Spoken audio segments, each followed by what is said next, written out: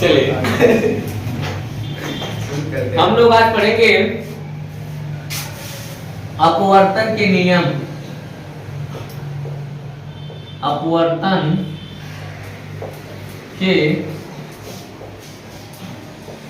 नियम, law of refraction. Law पढ़ना है किसके? रिफ्रैक्शन के। जैसे हम लोग परावर्तन का नियम पढ़े थे, सेम उसी तरीके से हम लोग अपवर्तन का भी नियम पढ़ेंगे। लॉ ऑफ रिफ्रैक्शन पढ़ने वाले हैं। इसके पहले हम कुछ बातें डिस्कस कर चुके हैं, जल्दी जल्दी हम समराइज करेंगे। हमने बताया था, हमने कल किन किन बातों के बारे में डिस्कशन किया था। तो पहला टॉपिक था अपवर्तन, और अपवर्तन में हमने कहा था कि जब कोई प्रकाश किरण एक पारदर्शी माध्यम से दूसरे पारदर्शी माध्यम में जाती है तो उसकी चाल और दिशा दोनों बदल जाती है। जब कोई प्रकाश की किरण एक पारदर्शी माध्यम से दूसरे पारदर्शी माध्यम में जाती है तो उसकी चाल और दिशा दोनों बदल जाती है। प्रकाश की इस घटना को प्रकाश का अपवर्तन करते हैं। हमने बताया था कि अगर प्रकाश किरण मान लीजिए हवा से कांच में जा रही है तो वो जौने रहिया पाई थी उसी रास्ते पर नहीं जा पाएगी। अगर प्रकाश किरण हवा से पानी में जा रही, पानी से शीशे में जा रही, मतलब एक माध्यम से दूसरे माध्यम में जा रही है, तो पहला कंडीशन ये था कि जितनी रफ्तार से आई है उसी रफ्तार से नहीं जा पाएगी, उसके वेग में परिवर्तन होगा। और दूसरी बात ये थी कि जिस मार्ग पर आई थी उसी मार्ग पर नहीं जा पाएगी। ना भी नहीं कि एकदम सीधे आए तो फिर सीधे निकल जाए, ऐसा नहीं हो पाएगा। उसका वेग भी बदलेगा और उसका मतलब मार्ग भी बदलेगा। तो उसका वेग भी बदल जाता है और उसका मार्ग भी बदल जाता है। और प्रकाश की जो ये घटना होती है प्रकाश का अपवर्तन कहलाती है। तो जब भी हम लोग मतलब जब भी प्रकाश किरण एक माध्यम से दूसरे माध्यम में जाती है तो उसके साथ बिहेव क्या होता है, हम उसके बारे में बात करेंगे। अगर एक माध्यम से दूसरे माध्यम में जाएगी तो पक्का बात होगा कि एक तो माध्यम सघन होगा दूसरा विरल होगा, या एक विरल होगा दूसरा सघन होगा। मतलब कोई तो होगा जो दूसरे वाले से कमजोर होगा। अगर दोनों एक समान है तो फिर सघन विरल का माध्यम मतलब सघन विरल की बात ही नहीं है, तब तो सब एक का है, तब तो माध्यम परिवर्तित ही नहीं हुआ ना। एक कमजोर होगा एक ताकतवर होगा, एक ताकतवर एक कमजोर, ऐसा ही होगा। तो यानी हमारे पास दो कंडीशन बने थे। कौन कौन सा कंडीशन बना था? फर्स्ट कंडीशन ये था कि जब कोई प्रकाश किरण विरल माध्यम से सघन माध्यम में जाएगी तो क्या होगा। और दूसरा कंडीशन बना था कि जब कोई प्रकाश किरण सघन माध्यम से विरल माध्यम में जाएगी तो क्या होगा। तो पहला कंडीशन था कि जब प्रकाश की किरण विरल माध्यम से सघन माध्यम में जाती है तो उसकी रफ्तार कम होगी, वेग कम होगा और वो अभिलंब की ओर झुक जाती है। जब कोई प्रकाश किरण विरल माध्यम से सघन माध्यम में जाती है तो उसका वेग कम होने की वजह से वो अभिलंब की ओर झुक जाती है। और जब प्रकाश किरण सघन माध्यम से विरल माध्यम में जाती है तो उसका वेग बढ़ जाता है, और उसका वेग बढ़ जाने के कारण वो अभिलंब से दूर हट जाती है। समझ में आ रहा है? याद रखने का सिंपल सा ट्रिक है कि जब आपकी स्थिति खराब होने लगती है तो नजदीकियां बढ़ती है, और जब स्थिति अच्छी हो जाती है तो फिर दूरियां बढ़ती है। समझ में आ रहा है? तो ये कंडीशन होता है। तो वही कंडीशन है जब ये सघन माध्यम में बेचारा परेशान होते आ रहा था, जो विरल माध्यम में पहुंचा इसकी स्थिति अच्छी हुई और ये अभिलंब से दूर हट जाए। अब विरल माध्यम एकदम मस्त मतलब मस्त मगन होकर के आ रहा था, और जो सघन माध्यम में क्या स्थिति हुई खराब, और स्थिति खराब हुई तो अभिलंब की ओर झुक जाएगा। ये नॉर्मल सा एक तरीका याद रखने का कि आप याद रखते हैं दोनों में क्या कंडीशन होता है। सघन से विरल में जाती है क्या होता है, विरल से सघन में जाती है तो क्या। इतना हमने बताया था। फिर हमने एक टॉपिक के बारे में और डिस्कस किया था कि दोनों माध्यम, ये जो दोनों माध्यम है हमारे पास, दोनों माध्यमों को मिलाने वाले तल को परावर्तन परावर्तक नहीं, अपवर्तक तल कहते हैं। जो प्रकाश किरण अपवर्तक पृष्ठ की ओर आती है आपतित किरण कहलाती है। जो प्रकाश किरण, मान लीजिए कैसे हो गई, प्रकाश किरण अपवर्तक पृष्ठ से दूर जाती है उसे अपवर्तित किरण कहते हैं या फिर अपवर्तित किरण कहलाती है। कहेंगे अपवर्तक पृष्ठ पर आपतित किरण तथा अपवर्तित किरण, अपवर्तक पृष्ठ पर आपतित किरण और अपवर्तित किरण जिस बिंदु पर मिलते हैं आपतन बिंदु कहलाता है। अगला पॉइंट कहेंगे आपतन बिंदु पर अपवर्तक पृष्ठ के लंबवत, आपतन बिंदु पर अपवर्तक पृष्ठ के लंबवत खींची गई काल्पनिक रेखा को अभिलंब कहते हैं, इसे कैपिटल एन से प्रदर्शित करते हैं। अगला पॉइंट, आपतित किरण और अभिलंब के बीच के कोण को आपतन कोण कहते हैं, इसे स्मॉल आई से प्रदर्शित करते हैं। जबकि अपवर्तित किरण और अभिलंब के बीच के कोण को अपवर्तन कोण कहते हैं, इसे स्मॉल आर से प्रदर्शित करते हैं। इतने बातों के बारे में कल डिस्कस हुआ था, नॉर्मल छोटा सा हमने किया है आप लोग का फास्ट ट्रैक रिवीजन। अगला टॉपिक हम लोग पढ़ेंगे अपवर्तन के नियम, लॉ ऑफ रिफ्रैक्शन। और जैसे परावर्तन के दो नियम होते थे ना, अगर आपको याद हो तो हमने पिछले वाले चैप्टर में पढ़ा था कि परावर्तन के दो नियम होते हैं, उसी तरीके से अपवर्तन के भी दो नियम होते हैं। पहला नियम ये कहता है उसी तरह से हाँ, आपतित किरण और अपवर्तित किरण तथा आपतन बिंदु से खींचा गया अभिलंब तीनों सदैव एक ही पृष्ठ पर स्थित होते हैं। आपतित किरण मतलब उस जगह पर परावर्तित किरण होता था और इस जगह पे अपवर्तित हो गया क्योंकि यहाँ पे अपवर्तन हो रहा है। आपतित किरण, अपवर्तित किरण और आपतन बिंदु से खींचा गया अभिलंब तीनों सदैव एक ही पृष्ठ पर स्थित होते हैं। दूसरा नियम क्या कहता है उसके बारे में बात कर लेंगे। देखो, अभी तक साइंस से अगर आपने बहुत कम भी पढ़ा होगा तो इतना तो जरूर पढ़ा होगा कि सूर्य के प्रकाश में 7 रंग होते हैं, पढ़े ना? तो एक रंग की हम बात करेंगे। बोलेंगे सर एक वर्णीय, एक वर्णीय का मतलब जानते हो क्या? एक, और वर्ण मतलब होता है रंग, तो एक वर्णीय मतलब एक रंग की, एक वर्णीय का मतलब होता है एक रंग की। तो कहेंगे एक वर्णीय रंग के प्रकाश के लिए, या फिर साफ साफ बोले तो कहेंगे सर एक वर्णीय प्रकाश के लिए क्या आपतन कोण क्या होता है? आई। आपतन कोण क्या होता है? आई। आपतन कोण की ज्या जानते हो किसको कहते हैं? अंग्रेजी में जिसको हम लोग साइन कहते हैं, साइन थीटा पढ़े हो ना, अंग्रेजी में जिसको हम लोग साइन कहते हैं उसको हिंदी में ज्या कहते हैं। तो कहेंगे एक वर्णीय प्रकाश के लिए आपतन कोण की ज्या, अपवर्तन कोण की ज्या, अपवर्तन कोण की ज्या क्या हो जाएगी? Sine r. क्योंकि अपवर्तन कोण को हम लोग आर से दिखाते हैं, तो फिर अपवर्तन कोण की ज्या के लिए हम लोग क्या करेंगे? Sign are. कहेंगे सर कि एक वर्णीय प्रकाश के लिए आपतन कोण की ज्या अपवर्तन कोण की ज्या के अनुक्रमानुपाती होती है।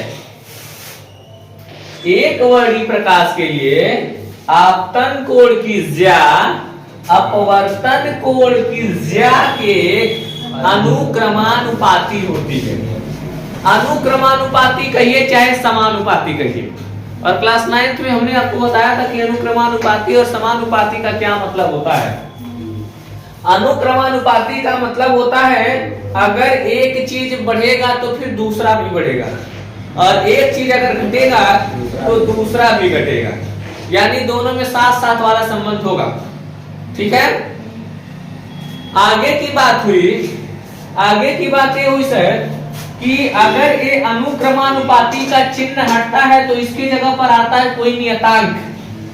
हमेशा हमने बता रखा है कि कोई एक नियत वैल्यू आती है। तो हमने क्या किया, साइन आई अनुक्रमानुपाती के चिन्ह को बदला बराबर में और नियतांक की जगह पर लगा दिया 1n2 और यहां पर हमने लिख दिया साइन आर। 1n2 क्या है, जहां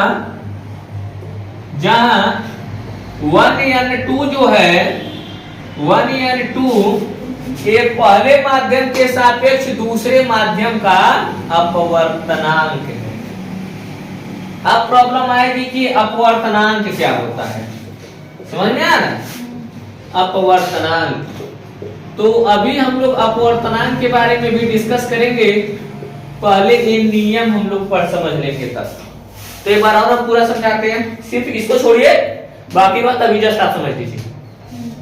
क्या कहेंगे, सबसे पहले अपवर्तन का दो नियम होते हैं।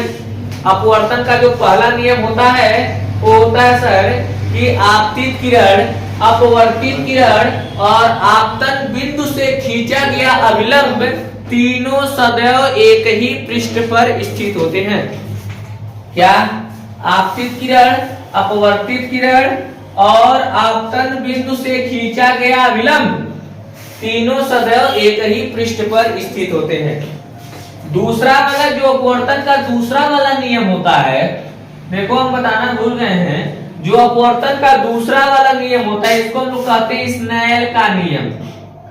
स्नेल एक वैज्ञानिक थे, ठीक है, स्नेल का नियम। और स्नेल का नियम क्या है, अगर आपसे पूछा जाए स्नेल का नियम बताइए तो भी आप यह बताएंगे, और अगर आपसे पूछा जाएगा अपवर्तन का दूसरा नियम क्या है तो भी आप पहले कहिए ना, तो पूछा जाएगा कि अपवर्तन का दूसरा नियम क्या है तो भी आप इसी बात को बताएंगे, और अगर पूछा जाएगा स्नेल का नियम बताइए तो भी आप इसी बात को बताएंगे। क्या बताएंगे, कहेंगे सर कि एक वर्णी प्रकाश के लिए आपतन कोण की ज्या सदैव अपवर्तन कोण की ज्या के अनुक्रमानुपाती होती है। क्या बोलेंगे, आपतन कोण की ज्या, आपतन कोण की ज्या, ज्या साइन को कहते हैं, आपतन कोण की ज्या सदैव अपवर्तन कोण की ज्या के अनुक्रमानुपाती होती है। आपतन कोण की ज्या सदैव अपवर्तन कोण की ज्या के अनुक्रमानुपाती होती है। जब भी अनुक्रमानुपाती का चिन्ह हटाते हैं तो उसके जगह पे कुछ लिखते हैं नियतांक। तो इस वाले समानुपाती के चिन्ह को हटा करके देखो, चाहे समानुपाती बोलो चाहे अनुक्रमानुपाती बोलो, बात है सिर्फ। तो इस वाले अनुक्रमानुपाती के चिन्ह को हटा करके हमने लगाया इसकी जगह पे बराबर, और लिखेंगे हम नियतांक। नियतांक के जगह पे हमने लिखा 1n2। अब 1n2 के बारे में अभी हम डिटेल स्टडी करेंगे, ठीक है। अभी नॉर्मल हमने बता दिया कि जहां पर जो 1n2 है ये पहले माध्यम के सापेक्ष, पहले माध्यम के सापेक्ष दूसरे माध्यम का अपवर्तनांक है। कभी कभी डायरेक्ट किसी किसी किताब में सिर्फ और सिर्फ 1n2 नहीं लिखता है, सीधे यह नंबर लिख देता है। यह क्या है, अपवर्तनांक। अब ये क्या है, इसके बारे में अभी हम लोग पढ़े। कल हम लोगों ने पढ़ा था अपवर्तन के नियम, यानी लॉ ऑफ रिफ्रैक्शन। और जब हम लोग लॉ ऑफ रिफ्रैक्शन पढ़े थे तो हमने वहां पर पहला वाला नियम पढ़ा था कि आपतित किरण, अपवर्तित किरण तथा आपतन बिंदु से खींचा गया अभिलंब, आपतित किरण, अपवर्तित किरण तथा आपतन बिंदु से खींचा गया अभिलंब तीनों सदैव एक ही पृष्ठ पर स्थित होते हैं। पहला नियम था, ठीक है। यानी जो आपतित किरण है, आपतित किरण और अपवर्तित किरण,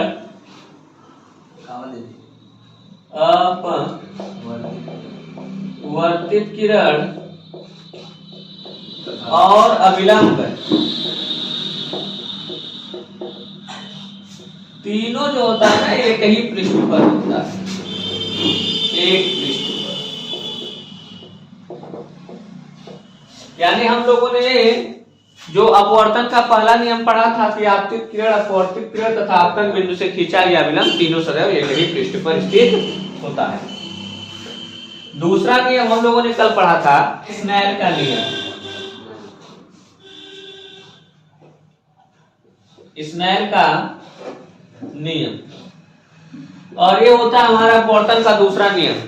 और अपवर्तन के दूसरा नियम में जो हमारा स्नेल का नियम था रसाई, ठीक है, तो स्नेल के नियम में जो हमारा अपवर्तन का दूसरा नियम था, इसमें हम लोगों ने कहा था एक वर्णीय प्रकाश के लिए, अर्थात एक रंग के प्रकाश के लिए, एक वर्णीय प्रकाश के लिए आपतन कोण यानी आई, आपतन कोण की ज्या मतलब साइन, आपतन कोण की ज्या अपवर्तन कोण की ज्या के अनुक्रमानुपाती होता है। स्नेल का नियम कहता है कि एक वर्णीय प्रकाश के लिए आपतन कोण की ज्या अपवर्तन कोण की ज्या के अनुक्रमानुपाती होता है।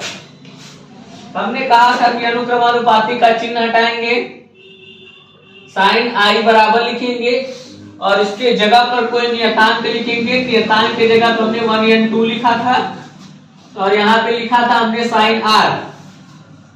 हमने बताया था कि जहां पर 1 and 2 एक अनुक्रमानुपाती नियतांक होता है। क्या है? अनुक्रमानुपाती नियतांक।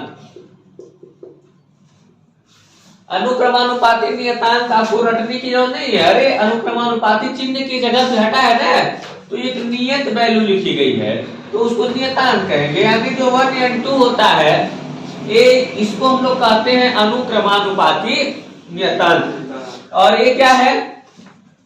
जो 1 and 2 है, जो पहले माध्यम के सापेक्ष, पहले माध्यम के सापेक्ष दूसरे माध्यम का, दूसरे माध्यम का अपवर्तनांक है। जो 1 and 2 था ये पहले माध्यम के सापेक्ष दूसरे माध्यम का अपवर्तनांक है। हमने आपको कहा था कि ये वाले पॉइंट को हम बाद में समझाएंगे, इसके आगे हम समझाएंगे। और यहां तक आप समझ चुके हैं तो अब अगला टॉपिक ये हमारा हो जाता है कि इस वाले पॉइंट को हमको समझ लेना। समझ में आ रहा है? तो अब हम लोग क्या करेंगे, इस वाले पॉइंट को हम लोग समझने जा रहे हैं कि आखिर अपवर्तनांक क्या होता है। हेडिंग डाल लीजिए अपवर्तनांक।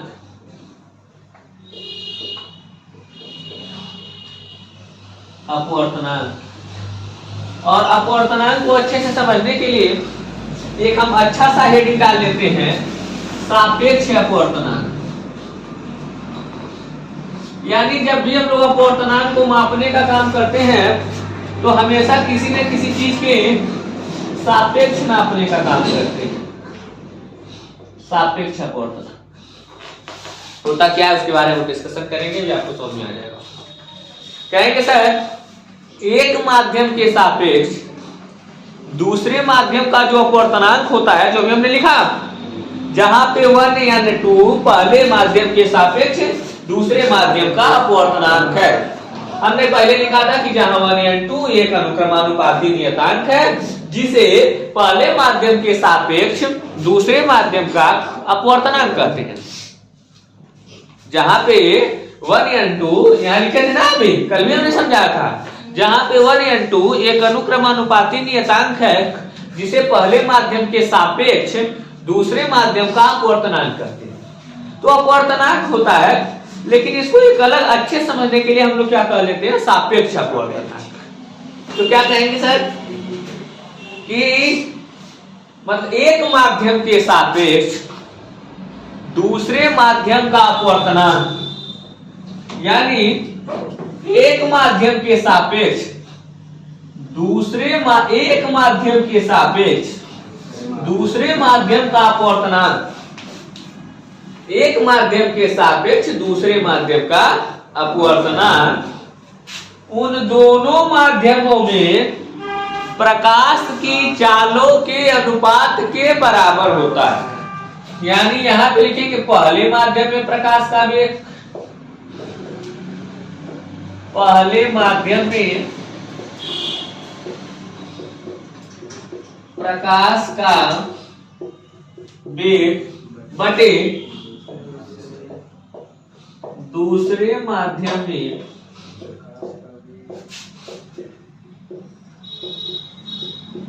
प्रकाश का, क्या कहेंगे, एक माध्यम के सापेक्ष दूसरे माध्यम का अपवर्तनांक, एक माध्यम के सापेक्ष दूसरे माध्यम का अपवर्तनांक उन दोनों माध्यमों के, दोनों माध्यम कौन, पहला माध्यम दूसरा माध्यम, उन दोनों माध्यमों के प्रकाश के वेग के अनुपात के बराबर होता है। पहले माध्यम में देख लेंगे कि प्रकाश किस स्पीड से चल रही है, दूसरे माध्यम में देख लेंगे कि प्रकाश किस स्पीड से चल रही है, दोनों का अनुपात निकाल लेंगे तो वो जो अनुपात मिलेगा वो पहले माध्यम के सापेक्ष दूसरे माध्यम का अपवर्तनांक होगा। अगर यहां पर 1 लिखा है तो इसका मतलब ऊपर पहले माध्यम में प्रकाश का वेग लिखेंगे, यहां 2 लिखा है तो यहां नीचे हम लिखेंगे दूसरे माध्यम में प्रकाश का वेग।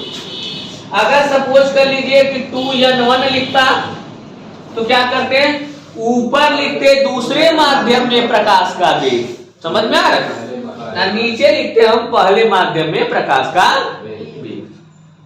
ठीक है, चलिए बहुत अच्छा।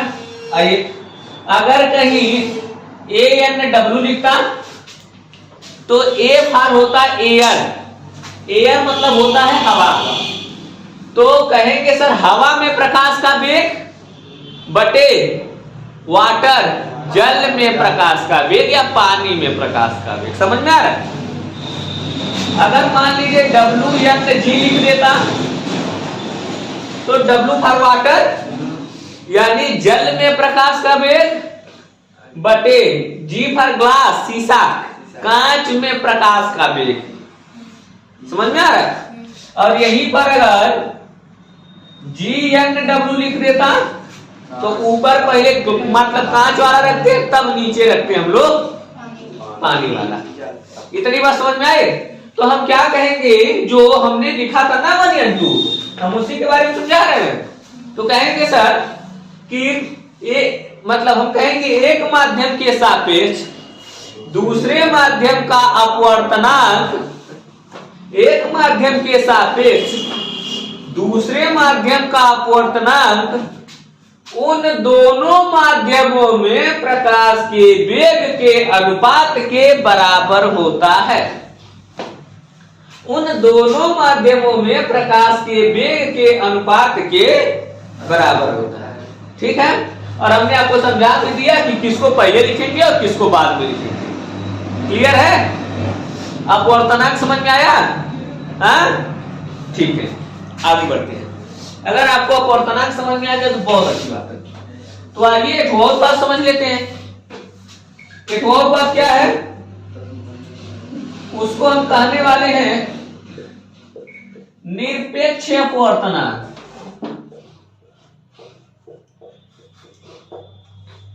निरपेक्ष अपवर्तनांक, अब देखो कहीं सापेक्ष था और ये निरपेक्ष है।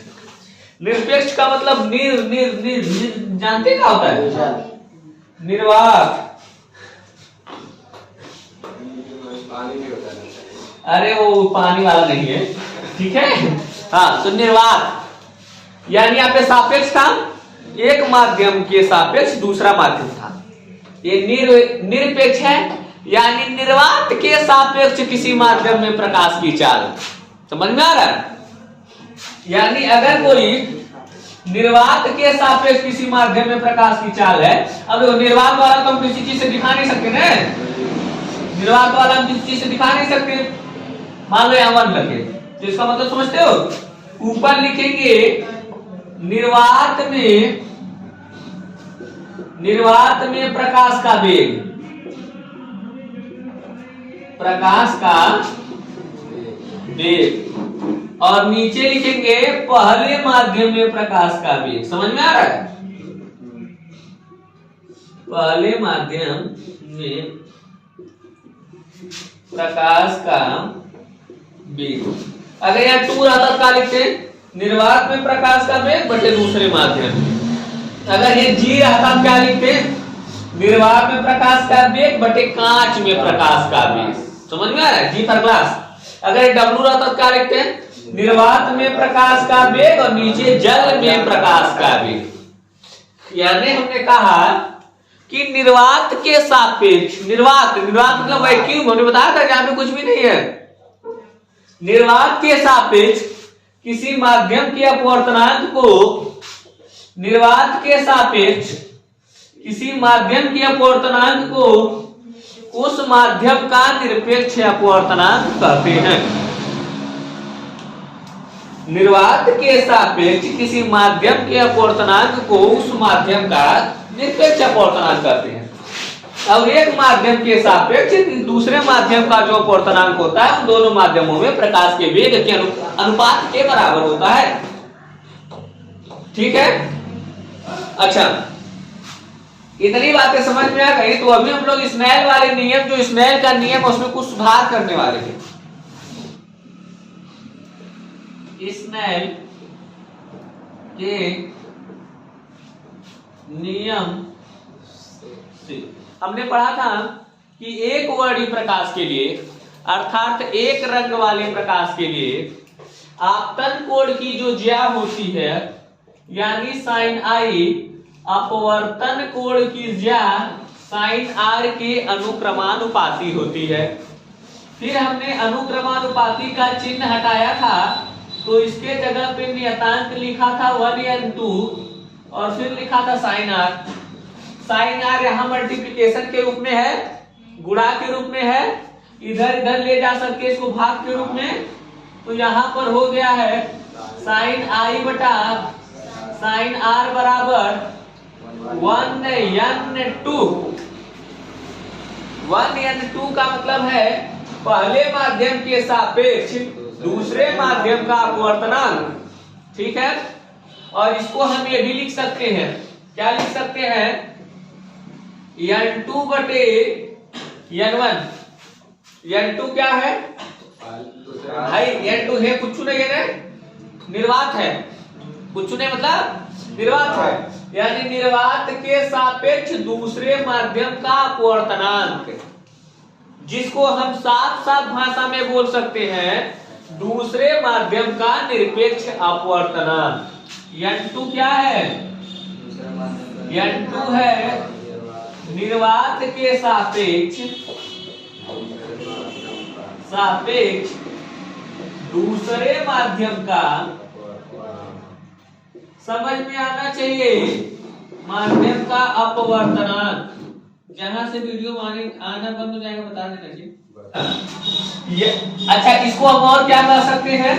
इसको अगला नाम दिया जा सकता है दूसरे माध्यम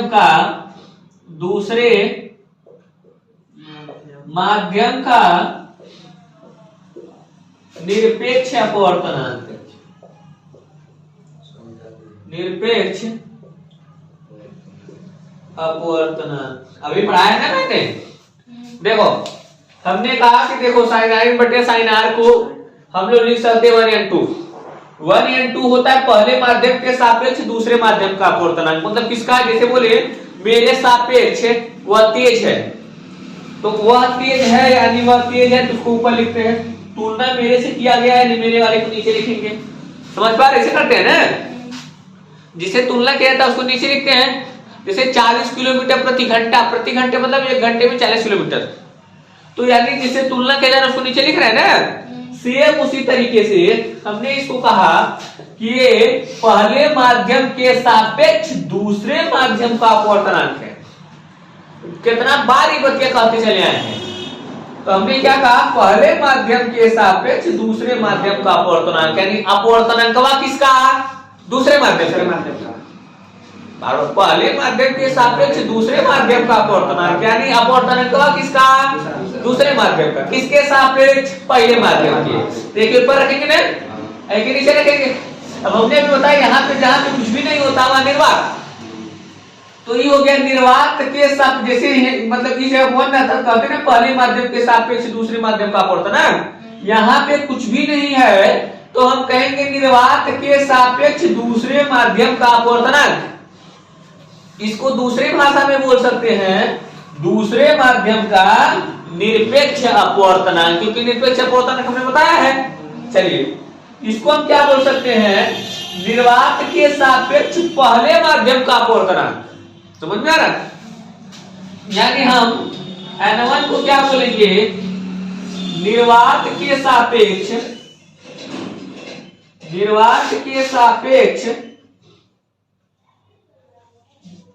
पहले माध्यम का अपवर्तनांक, पहले माध्यम का अपवर्तनांक, इन्हीं सबसे न्यूमेरिकल लगेगा। हाँ, निर्वात के सापेक्ष पहले माध्यम का अपवर्तनांक, इसको हम ठोस नाम लिख सकते, क्या चीज बता दो, पहले माध्यम का निरपेक्ष अपवर्तनांक, पहले माध्यम का निरपेक्ष अपवर्तनांक। समझ में आ रहा है? जैसे यहाँ पे लिखे दूसरे माध्यम का निरपेक्ष अपवर्तनांक। अच्छा N2 को हम क्या लिख सकते हैं बताना जी। N2 के लिए हमने बताया था वेग वाला फॉर्मेट हम देखेंगे। तो हमने कहा था जैसे मान लो यहाँ पर 1 होता तो हम लिखते पहले माध्यम में प्रकाश का वेग बटे दूसरे माध्यम में प्रकाश का वेग, लिखते ना। ऊपर लिखते हैं पहले माध्यम में प्रकाश का वेग, नीचे लिखते हैं हम दूसरे माध्यम में प्रकाश का वेग, लिखते ना। तो अगर यहाँ पे कुछ भी नहीं है अर्थात निर्वात है तो हम लिखेंगे निर्वात में प्रकाश का वेग, लिखेंगे ना, निर्वात में प्रकाश का वेग बटे दूसरे माध्यम में प्रकाश का वेग। समझ में आ रहा है? दूसरे माध्यम में प्रकाश का वेग। अब देखो निर्वात में जो प्रकाश का वेग होता है, निर्वात में प्रकाश के वेग को हम दिखाते हैं c से, ठीक। ये होता है 3 × 10⁸ मीटर पर सेकेंड होता है ना। और दूसरे माध्यम में प्रकाश के वेग को दिखाएंगे v2 से। v मतलब होता है वेग, v मतलब क्या होता है वेग, लेकिन दूसरे माध्यम में तो हम v2 दिखा रहे हैं, ठीक है। तो हम N2 के जगहिया पर c/v2 लिख दे, कोई दिक्कत नहीं होगा, नहीं। N1 के जगहिया पे लिखना हो तो क्या लिखेंगे, N1 के जगहिया पर भी लिखना होगा तो पहले लिखेंगे निर्वात में प्रकाश का वेग और नीचे लिखेंगे पहले माध्यम में प्रकाश का वेग। ऊपर लिखेंगे निर्वात में प्रकाश का वेग और नीचे लिखेंगे पहले माध्यम में प्रकाश का वेग। और निर्वात में प्रकाश का वेग मतलब c और पहले माध्यम में प्रकाश का वेग मतलब v1। बहुत बढ़िया, तो हमने लिख दिया c/v1। c से c खत्म हो जाएगा, a पहुंच जाएगा ऊपर, यानी हमको मिला सर v1 बटा, ठीक है ना। एक एक चीज निकलती हुई चली जाएगी।